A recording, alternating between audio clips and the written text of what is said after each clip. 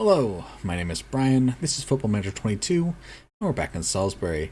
We're reviewing our beloved club vision screen to get a feeling for what we need to do this year going forward. It is now 2034 in game years.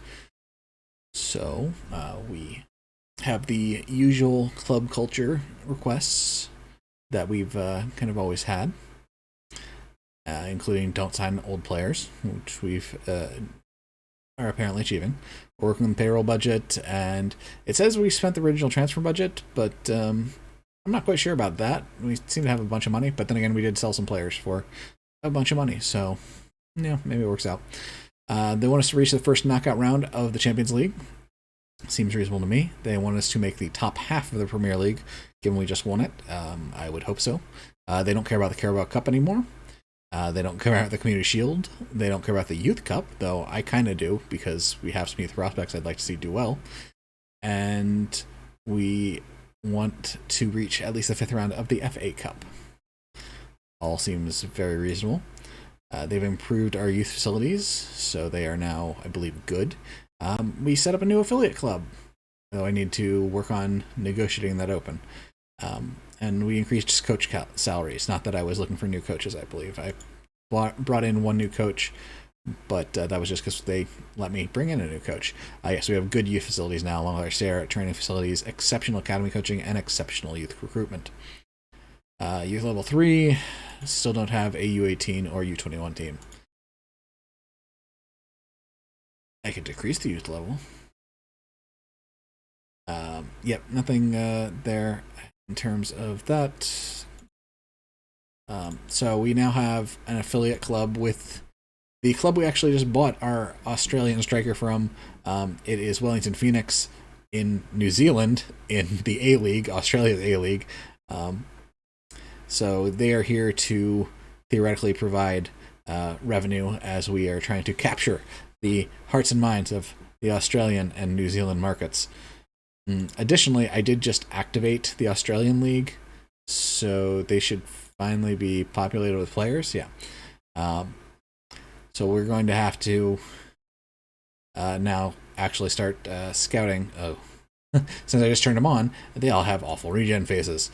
Don't worry, eventually all these people will be nice, actual humans. Not actual humans, but fake humans, but they look human as opposed to plasticky nightmares. Anyway, so yeah, we have an affiliation with Wellington here.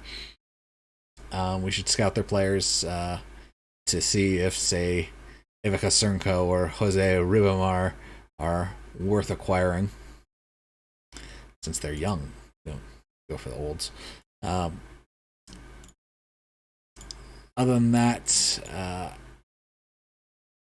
I think we might have already discussed how we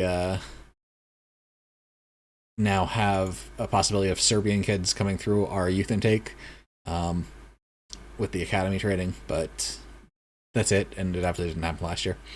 So let's go into the transfer history. What has happened in the month since we just won the EPL? So in terms of outgoing, well, I guess it's incoming actually first. So I decided I was going to sell Joseph Messon. He was our backup goalkeeper. He was making, frankly, what turns out in reality to be a fair wage for the position, but it's just not a position I value because it's backup goalkeeper. So there's two options: whether A, another team buys him and pays him more, or B, he actually gets to start and thus keeps his hold on the Costa Rican national team job. I felt like I owed him that. Also, selling him was going to bring in money. So we needed to bring in a new backup, an emergency backup. So we got Oliver Taylor here, 24-year-old out of Burnley. He's not especially good, but he's the emergency backup. So, we spent a little over $1 million, and we're paying him $1 million a year. We were paying Messon about $3 million a year, and we got $30 million from Bayern to sell him to them. And he's not going to be their starting goalkeeper. He's going to be their backup. But, if they value the backup goalkeeper that highly, that's good for them. So that helped the old coffers, saving um, nearly 2 million a year and 30 million up front. Then we went prospect hunting. We signed Christopher Banda from Toluca in the Mexican League. Again, like our PDF adventure before, this is a different Mexican player, but I believe under the rules he would be work permit eligible. We did just send him back to Toluca. He's 19. Don't think he's quite ready to start for us, but maybe with another year under his belt, he'll be able to supplant maybe McAvoy as part of the center mid rotation. I'm seeing a lot I like to hear. Not his personality. Realist is secretly not a great one. It means they're a bit cynical, I think. Then we brought in another player to start, actually into the team, Marcos Ballesteros from Olympiacos. Yes, from Olympiacos in Greece. We do a lot of business with the Greek league, and this kid looks great. Just 18, while our Mexican kid is 19. He's got professional personality, which is great. He is just, I don't know what's not to like about him. He's got multiple stats in the green: technique, teamwork, work rate, agility, stamina, determination. He's got lots of yellows. The things that are white are lesser importance. Oh no, he's not great at corners or heading and jumping reach. Well, he's a left winger. Now he is a true left winger. Being left-footed, and that's a little awkward because we are base set up to kind of be, our base setup is probably Dudarev up top, and his footedness doesn't matter. But then Garcia on the left wing, who operates as an inside forward with a strong right foot, and then with our new right winger Moss, who is right-footed as a winger on the right. But essentially, what we're setting up here is the ability to invert at elements. The players aren't as exchangeable as they used to be with Juan and Nusa, but I have a left-footed left winger and a right-footed right winger. I have Edgar Garcia, who can be a inside forward on the left, and both Dudarev and Marin can be left-footed inside forwards on the right. So just switching the combinations, I can get a full rotation between all five of my starting attacking players. We're going to be kind of switching directions, which way we're coming from game to game. And because of that, we sold 29-year-old Antonio Nusa. His contract was up next year. I didn't want to give him a contract running through, age 33, 34. So I let him go. He's a very good player. We sold him to Southampton, which burns because, they're our pseudo-rival. The game never acknowledges them as their rival, but they're the closest team to us that's consistently up in the Premier League. And so, we signed Gonzalo Campodonico. He was just 17 at the time. We didn't have a full scout on him at the time, but he cost me $150K. Yeah, his physicals aren't good, but there's promising mentals, and his technicals are reasonable for a center mid. I don't think he's going to develop. It's a slight miss in that regard, but he costs $150K. Like, his salary is the bigger issue. We've already managed to loan him out to Maccabi Tel Aviv in the Israeli league. The game thinks he's already worth $20 million. So if we could sell him for half that, we'd obviously make, $10 million in profit. He came out of the Argentinian second division, because I'm sure a lot of you know Club Atletico Temperley. And then our last signing was Romeo Leandro from Fluminense. Defensive midfielder, resolute personality, either-footed, wonder kid, 19. Again, this is a case where, only one green stat in terms of bravery, but just a ton of yellow. He's not great at crossing or finishing, but he's a defensive midfielder. He's actually a defensive midfielder. I believe we lent him back to Fluminense for the year, and next year we'll take a look about where he fits into the team. But if he continues to develop like I hope he will, He's already sitting on 15 tackling, 15 decisions, 15 determination. Just the physical slate is very, very solid. We'll see, but I think he's got real potential. So then, in terms of outgoings, we just covered Messin Nusa, the loan of Leandro, the loan of Campodonico, Gwynfor Griffiths, one of our players from your youth intake about 4 or 5 years ago, is on loan at Gillingham. They're paying salary and even giving us some money. He's center back. He's kind of a very budget version of Timothej Kapun. Probably decent physicals for the level he's at, which is now League 2. Solid mentals and completely terrible technicals. His best technical is a 9 in tackling. Other than that, 8 in heading, 8 in marking. But for the level, he might be kind of sort of fast, and he's big enough, and he's willing to go for it. He's brave, good concentration. Anyways, too much time spent on him. We also sold Esteban Aguilar, the center back we bought out of Costa Rica. I'm trying to remember the Costa Rican squad without looking it up. Saprissa, there it is. So we sold him to a different Greek club for $20 million. We've handed out a few raises. I'm sure we'll hand out a couple more here in the near future. And then Fabio Lentini, the striker we'd bought from Wellington Phoenix before they'd been activated, we've loaned him to Nice in Liga 1. He is fairly professional. The down arrows are, a little disappointing, but I think it's probably fine. 19 caps for the Australian national team, 19 pace and acceleration, 17 dribbling and first touch, 15 finishing, 14 passing. Yeah, there's some really bad numbers in here. Long throws, marking, tackling. His tackling is a 1. He is the worst defensive player of all time. But 18 teamwork, 17 off the ball. Like he seems like a very legitimate goal scorer.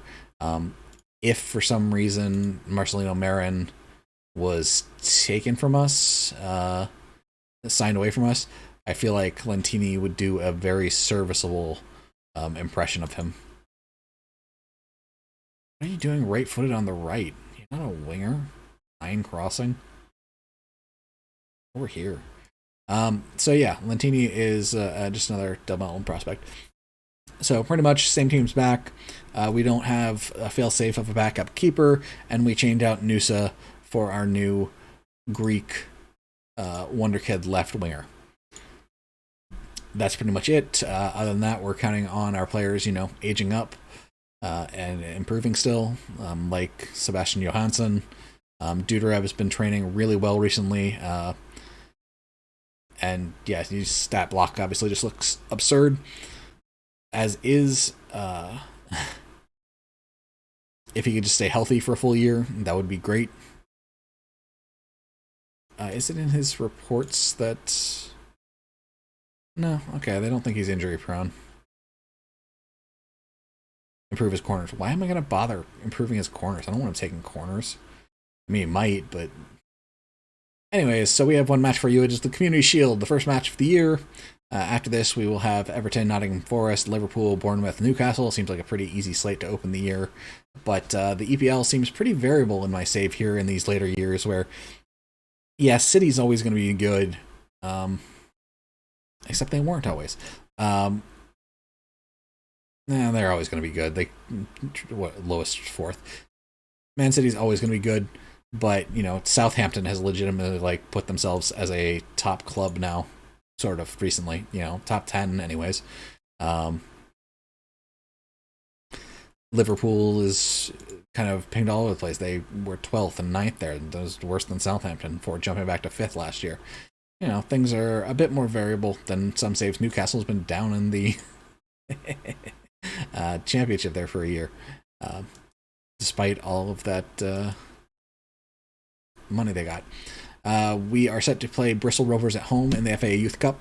I am going to make sure I trial in some left backs because I reviewed my youth players, and we've got a ton of center mids and wingers and strikers, but our back line's pretty thin, and we don't have a left back at all.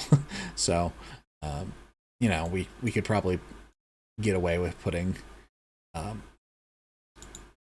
our backup right back, since we have like two of them kind of at left back. But all right, so this is the lineup we're going with. Dudarev, Moss, and Garcia up top, Oner and Ozan in the middle, Magankum at defensive midfielder, Zabibi at left back, Petkov at right back, Kapun and Torres center backs, Johansson in the net. Herleman has picked up a slight injury, nothing major. I really wish I could find a place for all of these youth players. But I want them at the club so I can play, be competitive in the Youth Cup this year.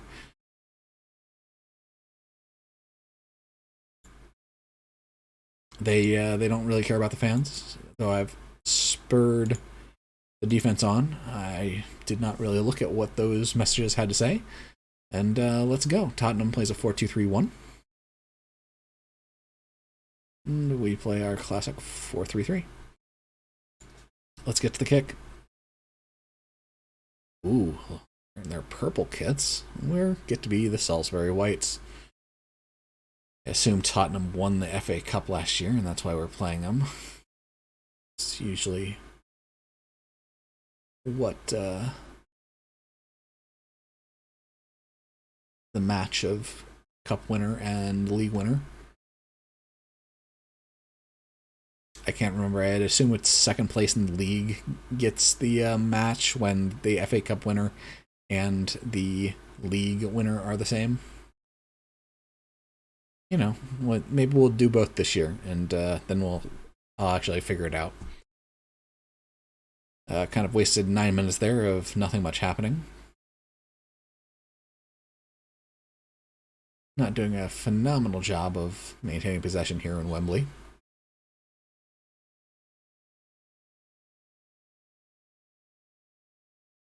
Moss gets in the way, dispossesses, plays it back to Petkov, who plays it up to Ozan, and now we're on the attack.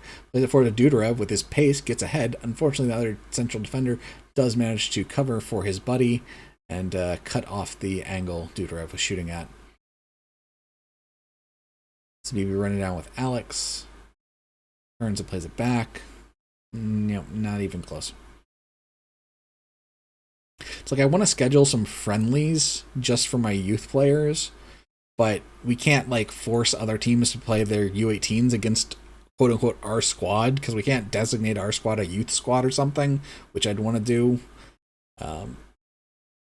Which is, really annoying. I should be able to tab that I'm bringing my B team and not my A team.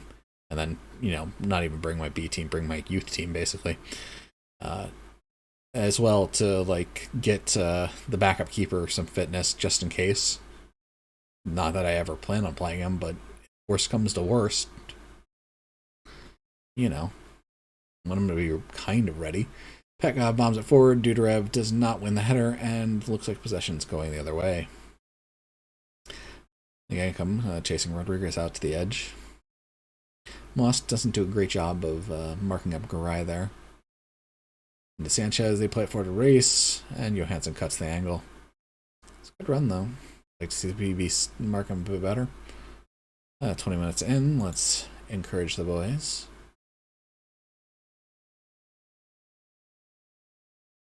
Into this dead space, I will note, I finally went and played with my mic settings a little bit for the first time. So, as well as my video settings, I don't anticipate that really making an impact on what you're seeing. But hopefully, maybe, besides sounding more sonorous, Garcia blasts it in. Edgar Garcia, he has a beautiful pass from Ozan. No, we're taking it away. Why are we taking it away? It wasn't offsides. But hopefully you'll hear less, random mouse clicks, though you'll probably still hear some. Less creaks of a chair, less of me scratching. I can't promise that I succeeded completely or at all, but I tried. I did try. And unfortunately, they have a cross there that they aren't taking away. Zabibi did not do a good job of cutting away his angles, and Ngankum needed to start there. Just failures from Frankly, everyone involved. Petkov didn't do a phenomenal job of marking Calico on the end either.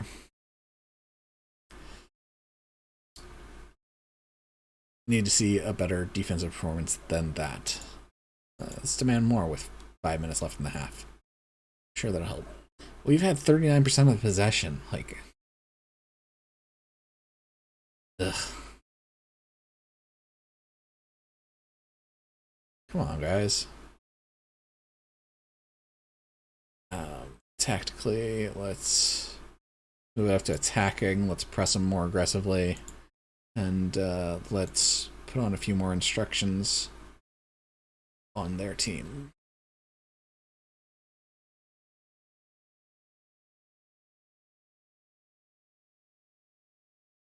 Alright, Dudarev back to Nagankum. Owner, Torres. Torres having a thing for playing up Nagankum. Lobs it forward. No. Just no. Owner finds Garcia. Garcia having a dribble, a think. Moss, Petkov. Petkov looking for a cross.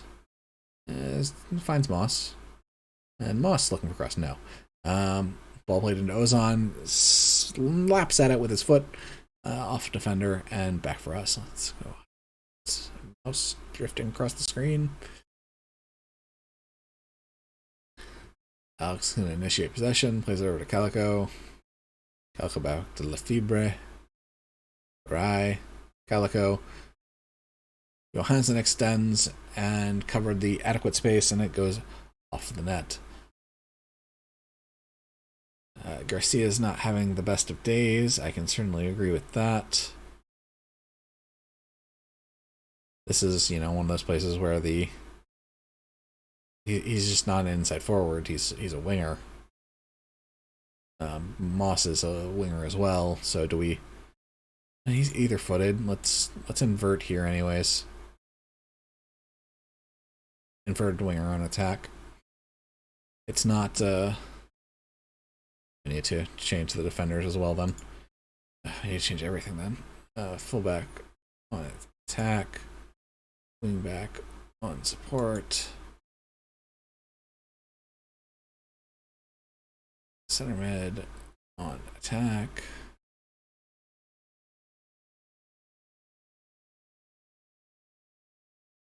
Mazzala on support. Okay.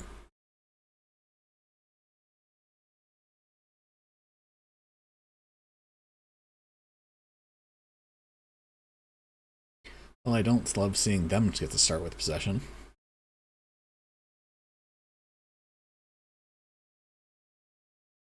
Dudarev's on a disappointing 6.3.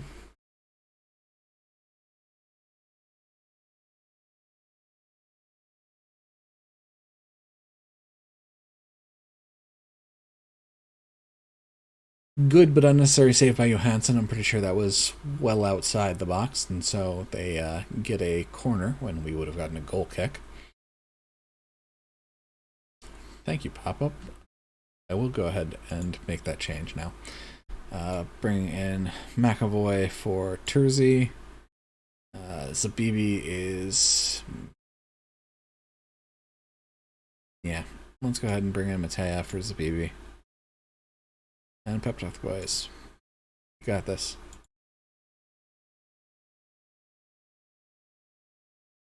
We are up to 42% possession, but it's still not great.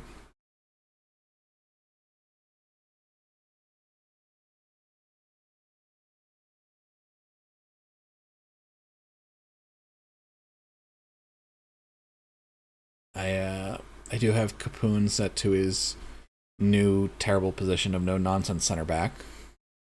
Ugh. Come on, guys. There we go. Petkov making a run, finds Moss cutting in. Moss, left-footed strike from Kevin Moss. Beats the goalkeeper and squares things up 1-1. Assisted by Jordan Petkov.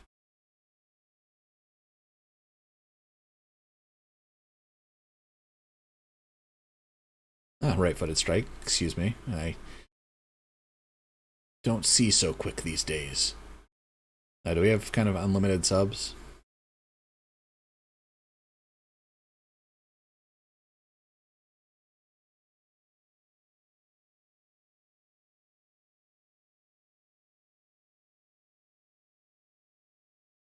Oh, we aren't carrying Ciccatini on the roster right now. That's...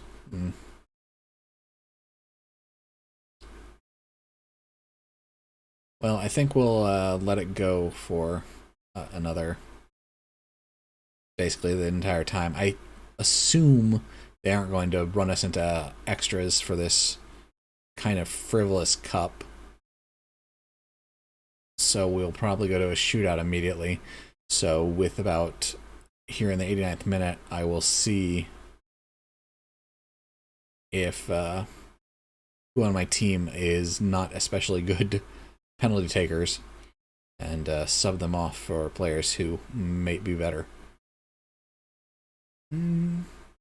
Tottenham player wanting a foul there and a penalty because in the box. All right. Let's take a look who we got. We got Marko Maric, who is a 6 at penalty taking. He can play. Petkov is better, has 12 composure, so probably don't want to. 13 composure. Take him off. Nagankum is a 4, so Maric would be better than Nagankum. Marin's only a 7. He's not especially someone we want to bring on. Moss is a 6 though, so if we get, you're gonna let me get multiple subs in. And Torres is a 5.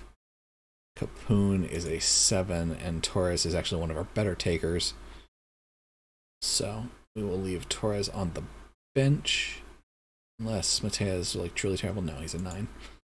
Okay, well, that's the changes we will make to that end. Matea will initiate here, maybe 15 seconds left. Dudarev doesn't have the burst to chase that down, though I think even with fresh legs he would have struggled to get there. Vasek Grai. Rice. Grai. So surprised the officials let them get that kickoff since we'd already cleared the 4th minute.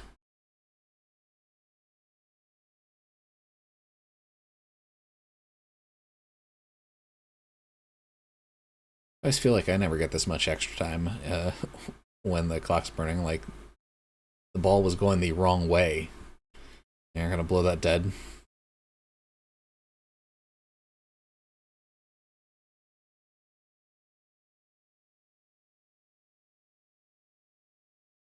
Yeah, I don't understand it at all.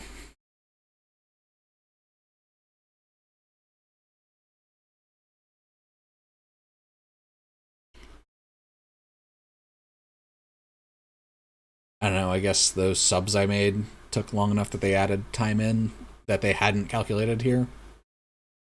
Yeah, of course. Finally, when we have possession. Interesting that it wants me to put Matea here. Lestros can have the 5th spot. I'll go Marin, Petkov, Poon in 8th, Maric, McAvoy, Johansson. That was one funny thing about Messin is that he is actually like a 6 at penalty taking, so he'd often go like 9th or something instead of 11th.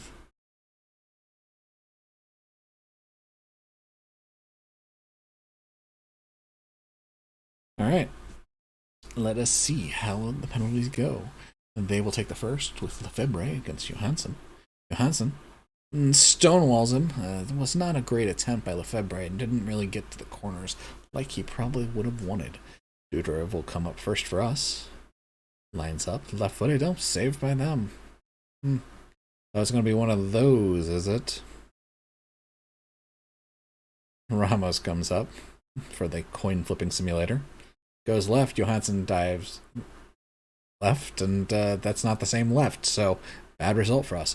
We bring in our center back to take the second one. Always funny to me. But Torres converts with a blast, not as far to the side as I would have liked, but hey, it worked out. They're bringing up Bozic. I don't feel like he's an attacking player, and well saved by Johansson with a dive to his right. Now let's see if Ozon can flip the numbers in our favor. Yep. It's unfortunate that we subbed off Terzi. Terzi's one of our specialists. Ozon didn't wait at all. He came running up the whole time. Didn't even set practically. Fortunately, the goalkeeper seemed to know where he wanted to go. Right takes, and no saving that one. Upper corner. Matea now bringing in our left back. And another one just slips it past him relatively close to the keeper, so I have a bit of a sweat about it. Reese slots it home and demands that our fifth taker makes it to extend it to further shooters. It is our new Greek player, Ballesteros. Let's see what he thinks with the pressure of a community shield on his shoulders. No sweat. Let's take it to some more penalties. Calico, their one goal scorer, now comes up, the left winger. Johansson trying to make himself look big. Between the hands. Figured it out. Johansson's not happy about something. He's signaling his displeasure at the situation. And Marcelino Marin comes up to take. Either-footed player, but usually left-footed. And yeah, just another attempt. We just really don't like painting the corners. We really like playing right to the sides of their keeper, and in the end, it costs us. I don't need to see them celebrate. Let's go back to the dressing room.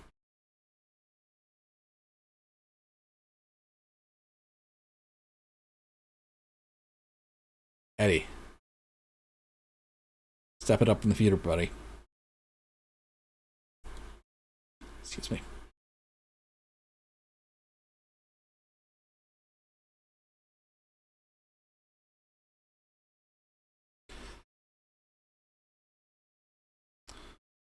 One neutral site. That's maybe more of a home game for them, given stadium locations. Marin's got a bruised ankle. We'll pretend that's why he missed his penalty. Edgar Garcia is getting looked at for the next Spanish national team. You should definitely bring him in there. Massimiliano Allegri. Anyways, so we've started a new year. Much the same team, hoping for progress, and I will be back with another game once we get into the Champions League schedule, with some coverage of that. Hopefully things go well there. Anyways, I look forward to hearing from any of all of you who make yourself known. Please don't hesitate. Like, comment, subscribe, tell your friends. And I will see you all soon. Bye.